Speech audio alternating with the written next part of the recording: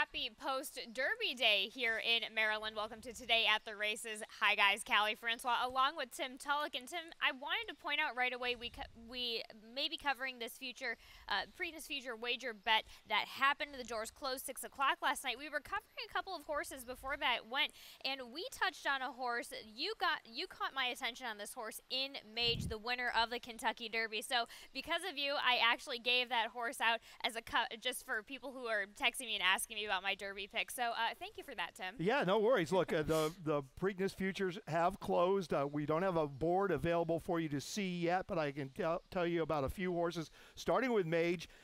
He closed in the future 22-1, so you're getting 22-1 if you bet Mage in the futures. A couple other notables. You have Blazing Sevens. That's a Chad Brown horse. Didn't run in the Derby. We know what he does at the Preakness Stakes with a couple other horses. Early voting and cloud computing came in the Preakness one, 21-1 on that one, 30-1. Steve Asmussen, Red Route 1, and of course two Phils who ran runner-up in the Derby. Not sure, don't know if he's coming or not, but he's 25-1 on him. So we'll get a few more of those other ones out. First Mission, Brad Cox, 6-1, not a great price, but we'll see how that all shakes out here. But I think we're going to have a nice field for Preakness, so looking forward to that. The countdown is officially on for Jewel number 2 here in Baltimore. We're going to head on over to Old Hilltop next week to get things rocking and rolling over there. But before that, we do have one last day here in Maryland, which does bring me to these mandatory payouts of all of these carryover pools the Jackpot Super High 5 that starts in race number 6, 1,184. Rainbow Pick 6 starts in race number 3 and the late pick 5. All mandatory payouts today, so get in on some action because you're going to be getting some money back. Tim, let's go ahead and talk about racing here last day for the spring meet here at Laurel. And let's take a look at the Laurel lawn. Looking pretty good. Yeah, the whole place is looking great. We had a great day here yesterday, a great crowd. The weather was close to perfect. We're going to get that same type of temperatures today, partly cloudy, track's fast, turf is firm. I thought everything played pretty fair yesterday on the main track. I think the same will happen this afternoon. I agree. So we'll see what happens today. I agree with you. I think we're going to get to see a continuation of that action here, starting in race number 1 that does kick off the early pick 5, and it starts in this maiden claiming 12-5, going 6 furlongs on the dirt for the 3, 4, and 5-year-old girls, scratching the number 6, Let's Make a Zine. But I feel like all eyes are going to be on your current 6-5 favorite, Watch Me Disappear, coming back from that winter break. It's more than a winter break that we saw for Tim Keefe and Forest Boys. Yeah, we haven't seen this one since last July. She's a lightly raced 5-year-old. She's going to be getting on the main track for the first time in her career. She's exclusively run on the turf her whole career, and she's run quite well. I mean, there's decent races there. She's still a maiden, but now she's dropping to the bottom on the dirt. Great notion on top. Look, doesn't bleed turf, really. They can turf, but it doesn't really bleed it. I think this one handles the main track this afternoon in this group. If she can convert those figures, if she converts those figures, she's going straight to the winner's circle. Even if she doesn't, she probably still gets the job done. She has some talent. I do think the filly has raw talent, which is why they kept her in those maidens, upper echelon maidens here for the most part. And she does work as well on the dirt as she does on the turf. She's just a bit of a quirky filly, so that's where I think they're cutting their losses here and dropping it down. I'm not concerned about the time off. Really, for Watch Me Disappear, it's a bit in the mind for her, so she gets the 2 post. We'll see how that happens there. But for fun, you have underneath the number 7 as well as I do, and I have Courage for Charlie Frock against Axel Concepcion. Charlie Frock had a pretty good winner yesterday with Ice Cube Baby. He certainly did. This one's third off a break this afternoon. That was an improved effort most recently on April 2nd. Only got beat 4 lengths while running third. May have found a decent enough group here that she can handle to find the winner's circle for the first time in her career. We'll see if that happens there as Tim Tulloch goes 2-7-1-4 there in race number 1 to kick off the early pick 5. Now let's talk about the substitute today, Tim, as you're in for Keith Fusel for the early pick 4. How does your ticket look to start things off? Yeah, I'm going to go 313 in race 2. 13, Ballykeen, my price play of the day. Race 3, that's 2-year-old race. These are boys this afternoon. I just hit the all button. You do have a scratch in the 6 swept, so that's 6 horses there. Single on in race number 4 on the 5, Lord Uthred for Jamie Ness. I'm going to use the 6 and 7 in race number 5. $12 ticket. $12 ticket to make things nice. Ticket. Take things nice and easy. Keith would love that. And here we go. We're going to kick it off in this race number 2. 7 furlongs on the dirt for the claiming 10,000, which have never won 2. For the girls, 3 years old and up. Tim, you have the number 13 on top. Ballykeen, who I have in my exacta. Let's go ahead and take a look at this Justin Nixon trainee with Angel Cruz on last time out. Yeah, this one just didn't get away well that particular day, breaking from the rail. You see she bobbles coming on out of there. She wanted to get to the front. I believe she's going to try to get to the front today. So he has to use her a little bit here. Now he's going up in there. He had to keep using her not to get shut off into the turn. But she hangs on gamely here. She ends up running third. It's not because she didn't try. She keeps trying all the way down to the wire. The horse on the rail sneaks up on her here.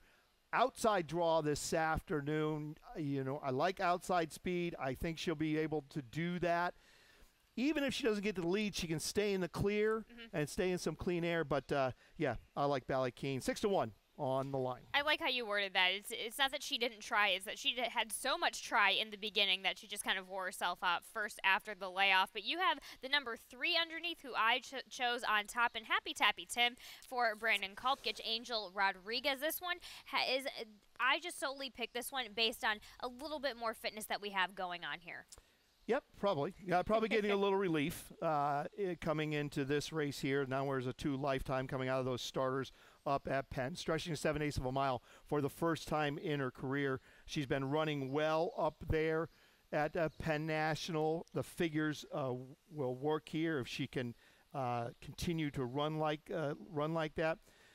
We haven't seen her on a fast track in a long time, and the last time she was on a fast racetrack, she posted a lifetime best, and that was in December up there at Penn 65. So she runs back to that. She's been hooking sloppy, good tracks with moisture ever since. So she gets back to a fast racetrack this afternoon, and a sharp work since that last race. You also include the number 11 here in this race, and performance anxiety for Mario Saray Jr. gets Luis Rivera Jr. Has had a couple of tries on the turf, a second overall in the lifetime. Look, this one's dropping to a favorable level this afternoon.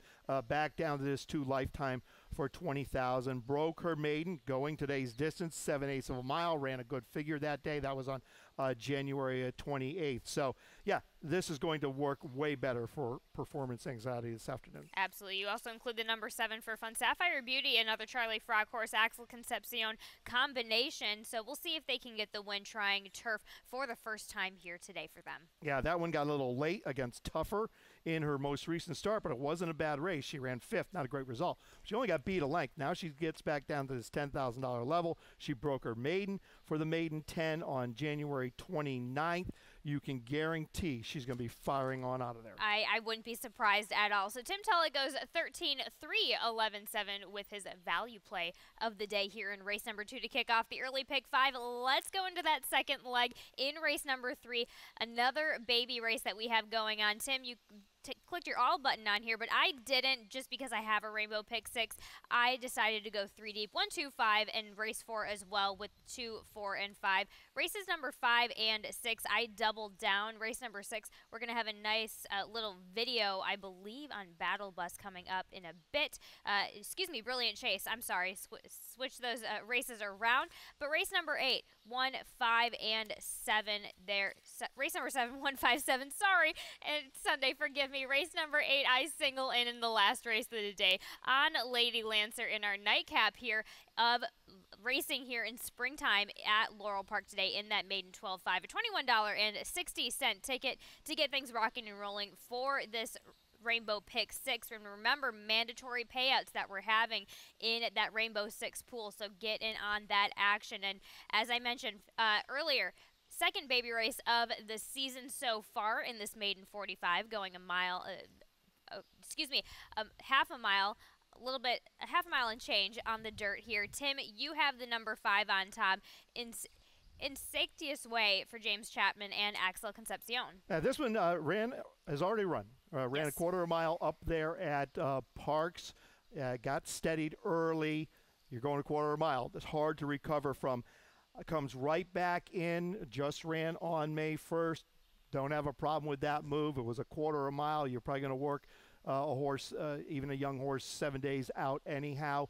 I think the experience comes into play here this afternoon. And I'm going to take this one for James Chapman. Just consider that race a public work. Gas some gas. I mean, look at that work from April 22nd, 36-4 from the gate up there on the Belmont training track. So, yeah, I think we're on the right one here. Experience says it all. It's the difference between getting in the gate with multiple horses for that first-time experience. So this one will be bringing that experience to the table here, and you and I both include the number 1 underneath, John Salzman Jr. on the rail. It happened. It worked out for him the other day, but maybe it'll work this time for Jumpin' Jagger Flash with Jamie Rodriguez again in the saddle. Yeah, John's got to be feeling a little snake bit. He's entered 2 two-year-olds this year. Both drew the rail, low mileage. The filly who won the other day, good-looking effort there. You still hate to be on the fence first time out. At least I always did as a trainer. But, look, we know John sends these babies over ready to run. This one has fast 49 and 49 flat from the gate, from the pole, 35-4, has some speed.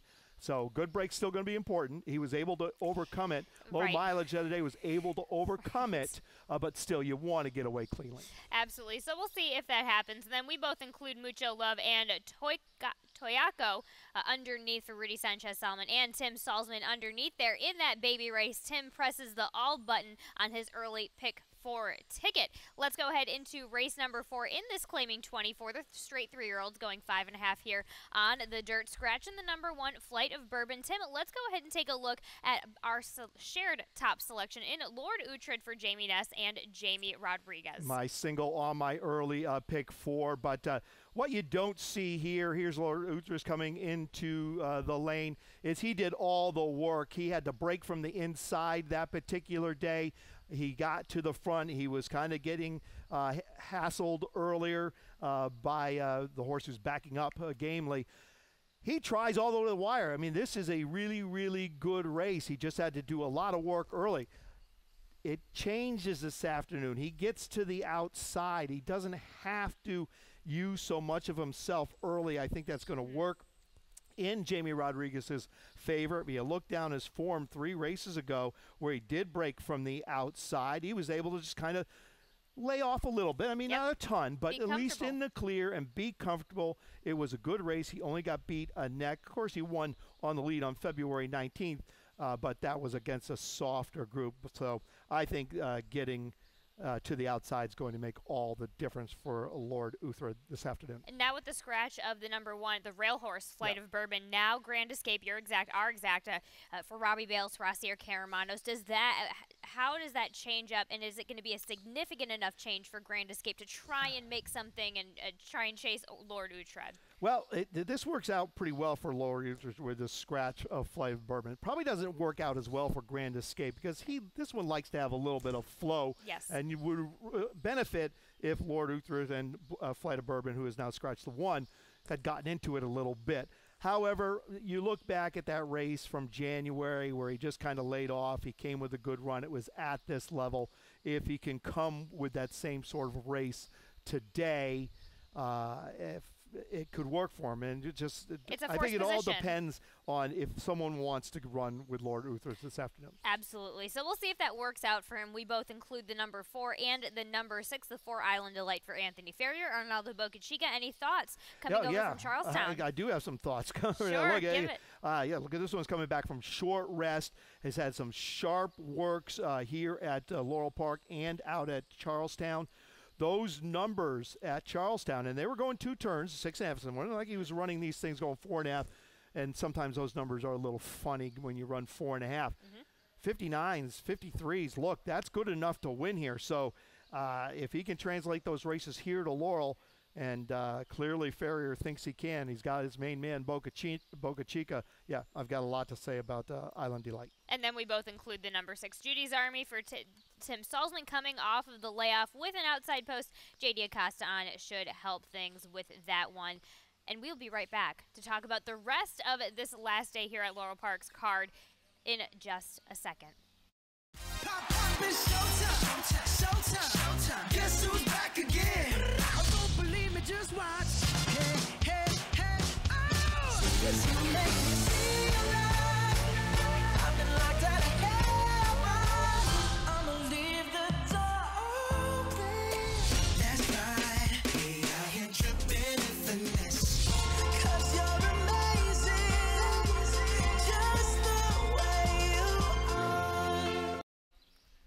Welcome back here on this nice spring day that we've got going on over here in Laurel Park. Race number 5, we get back to action here in this claiming 20,000, going 5.5 on the dirt for the straight 3-year-old fillies. Scratch in the number 3, She'll Make Waves, and scratch in the number 5, Naughty Nan. Tim, you land on Majesty's Freedom on the outside for Jerry Robb. Gets Xavier Perez back in the saddle here today. Yeah, I mean, this horse, what race are we on? We got to work out of the, we're on race 5? We are on race 5. Yeah, so there we go. Majesty Freezing. Yeah. Look, this one's getting some class relief here. Encountered some trouble most recently. Races 3 and 4 back are good efforts against much tougher. I love the outside draw for Majesty's Freedom this afternoon, and I think this is going to work. You got a couple scratches. I kind of like She'll Make Waves. That one came out. Naughty Nan was coming out of a big maiden breaking score, so I think this is pretty straightforward here for Majesty's Freedom. It is pretty straightforward. You're exact. I go with Fancy Gracie on top for Hugh McMahon with Axel Concepcion. Going to be a forced position, which doesn't make things any easier. Needs to get away, needs to get clear. My problem is that this one will have some company up on the front end, and I'm not sure if this one appreciates it that much. He doesn't want anything to do with company. Fancy Gracie certainly just wants to get to the lead and be unhampered, but that's probably not going to happen. The 6-week Shugs is interesting to me.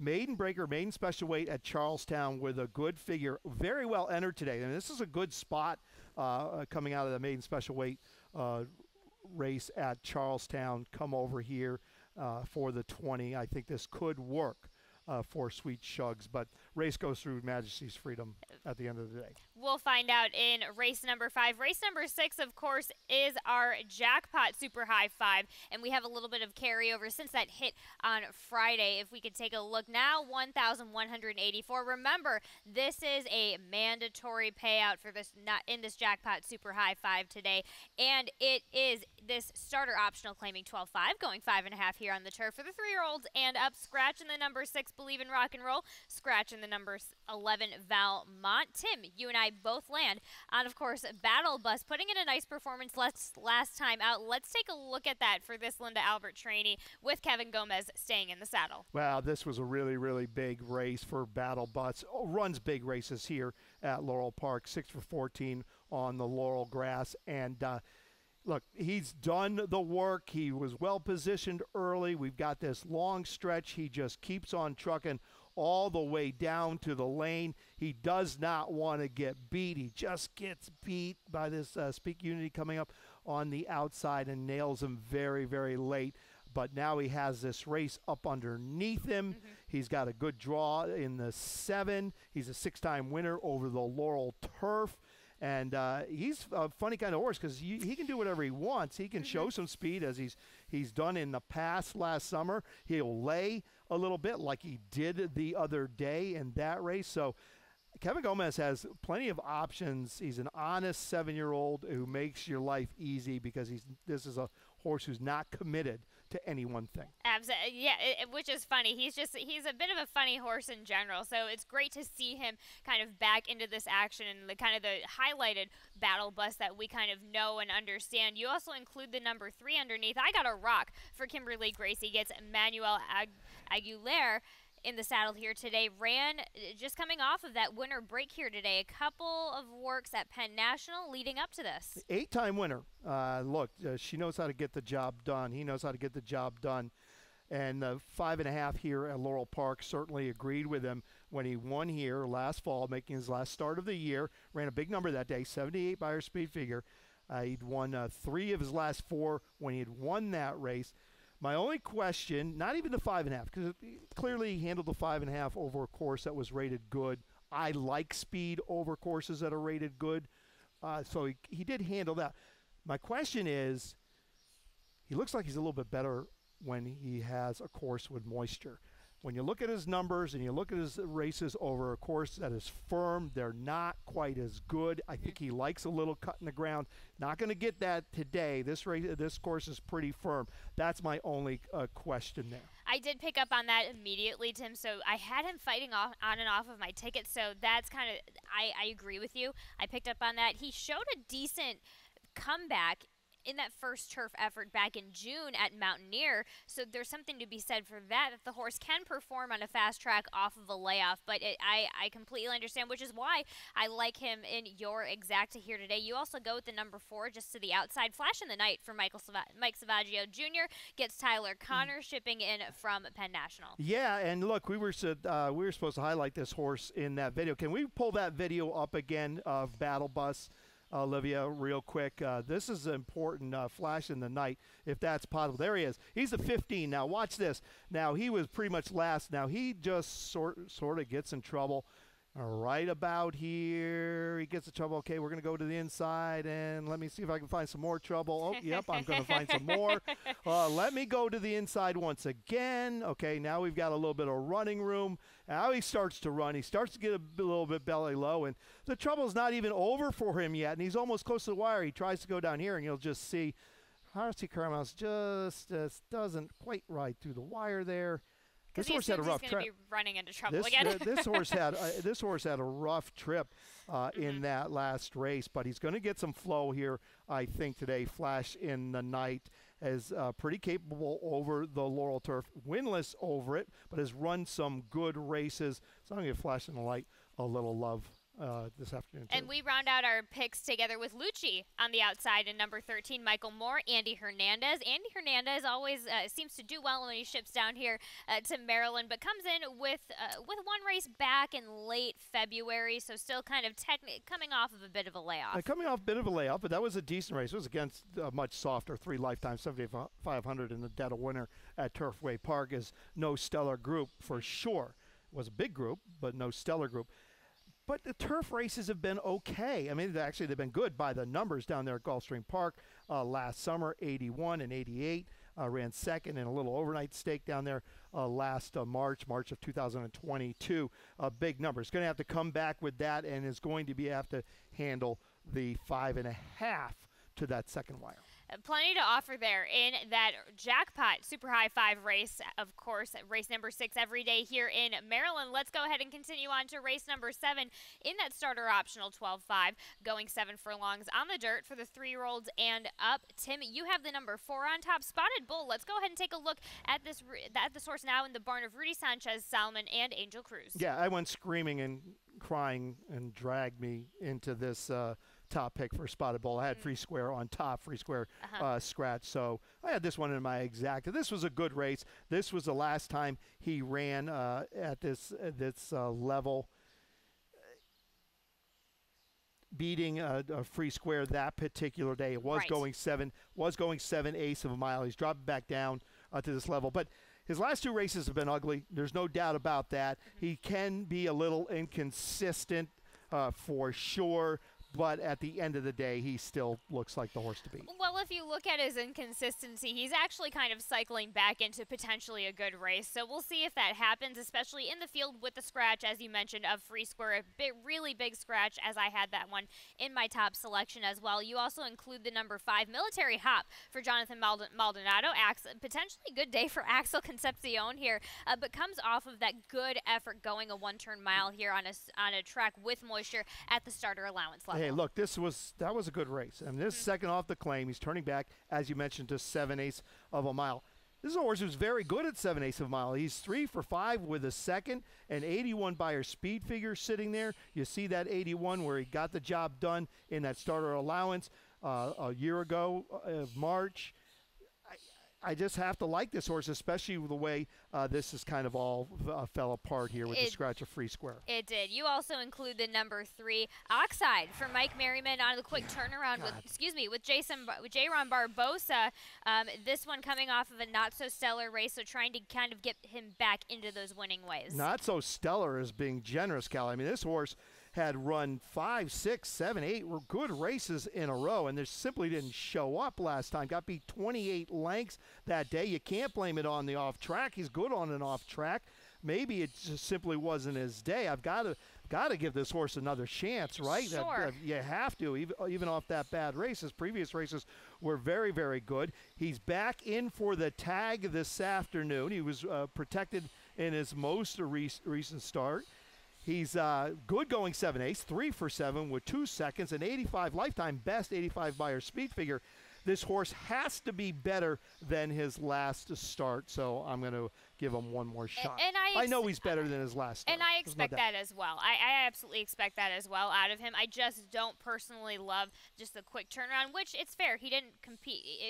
I understand why the quick turnaround is happening, so I'm just – for some reason, I'm just erring on the side of caution, but I absolutely agree. I think he's going to turn out better than what we saw in that last effort last time. I have a little different view about the quick turnaround. I think it's a good thing. Had a month to train in between the last 2 races and showed up with a 28-length beat. So I love the quick turnaround here. Let's move. Let's go ahead into our nightcap here of the day. In this maiden claiming 12-5, going 6 furlongs on the dirt for the girls, 3, 4, and 5.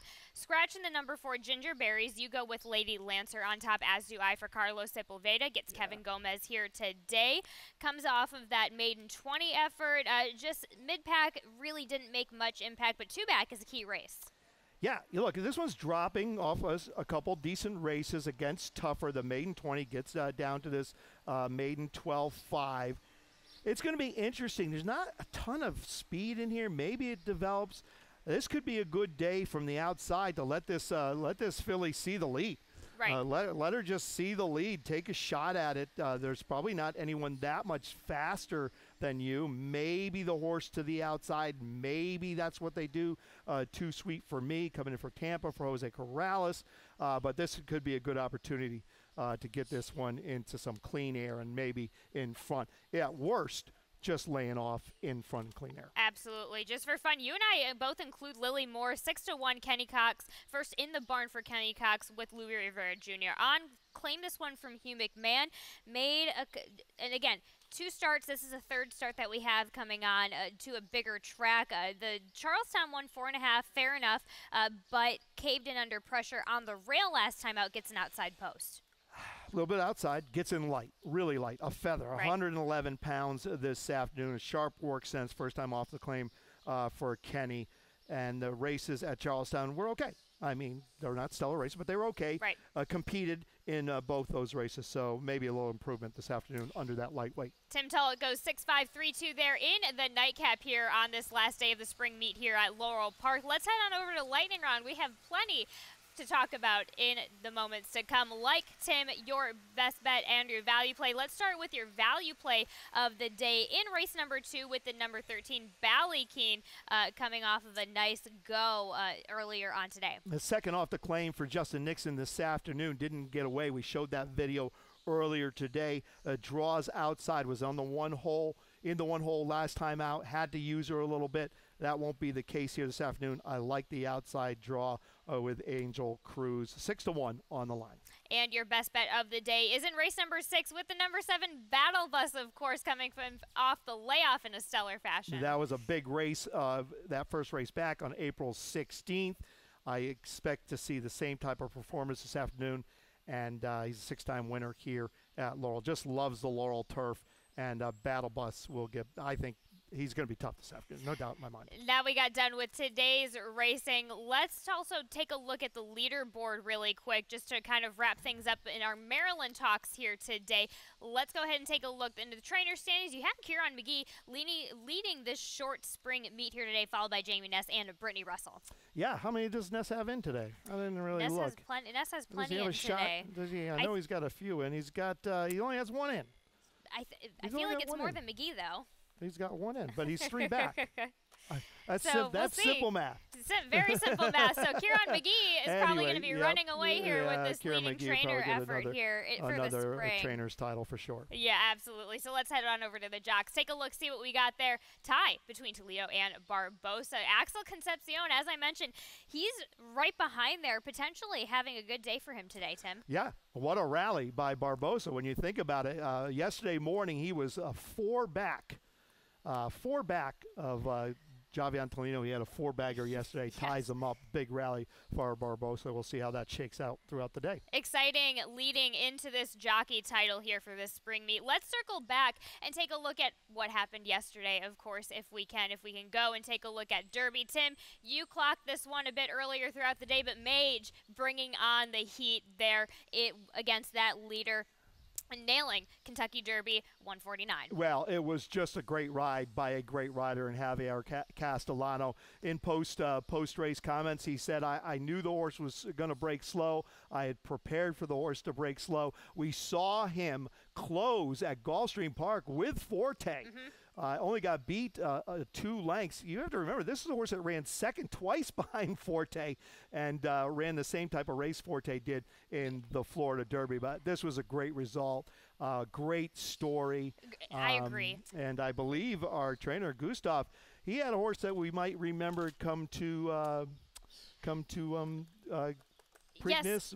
Bodemeister, what was his name? Bodie Express. Bodie's Express. Yes. Didn't have the best day at Preakness, so hopefully he comes this year and has a little bit better experience Here's here hoping. at Old Hilltop. Here's hoping. We'll see that. And speaking of let's circle back. We do have some mandatory payouts. Wanted to highlight that one more time. Jackpot Super High 5 in race number 6. Rainbow Pick 6 that starts in race number 3. And, of course, our late Pick 5 that starts in race number 4. But let's get back to kind of the Triple Crown action. We do have a board on that Preakness Future wager board on those final odds that came in at 6 o'clock. Tim. Yeah, here you go. We talked about a couple of them. Tap It Trice, 12-1. Two fills, 25-1. Derby runner-up. So if you got down on 2 fills, you're going to get 25-1. Blazing Sevens will be a new shooter, I think, 21-1. Then you've got Forte could come. 4-1, not much. First Mission, 6-1, not much. We'll get to Mage here in a minute. I know he's we're all waiting to see. He's 22-1 when it closed. Red Route 1, Steve Asmussen, 30-1. We know Steve Asmussen comes here to Pimlico loaded for Barry, does every year. We don't know Lord Miles' status right now. You can 71 if you happen to get down on that one. So hopefully people took a little advantage of this. Just over 300,000 in the pool, and we'll see how it shakes out. So, but if you've got Mage, you have to be feeling pretty good. And with that, with our Preakness talk, that's going to bring us here at an end for Laurel in the springtime. And we are going to head on over to Pimlico next week, and we will see you at Old Hilltop. But we are going to take it to Dave Rodman for some more changes and scratches. Thank you, and good luck, everybody.